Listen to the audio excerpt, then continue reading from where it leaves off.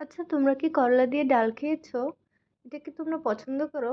আমি জানি অনেকেই এটা পছন্দ করে না, কিন্তু আমার কাছে এটা খুব ভালো লাগে। একদমই মনে হয় না যে এটা করলা দিয়ে রান্না করা।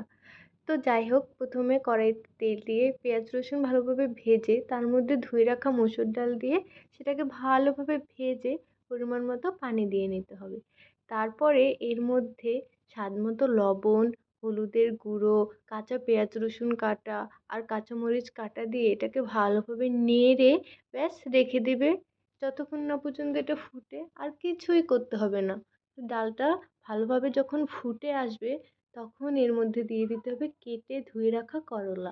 তারপরে এটাকে ভালোভাবে মিক্স করে ডালের সাথে এভাবেই রেখে দিবে সিদ্ধ হওয়া পর্যন্ত। যখন করলাটা সিদ্ধ হয়ে যাবে আর ডালটা ঘন হয়ে যাবে, বেশ হয়ে গেল। এখন এটাকে নামিয়ে নিবে। এটা হচ্ছে এত মজার, এত টেস্টি, না বানালে বুঝবেই না।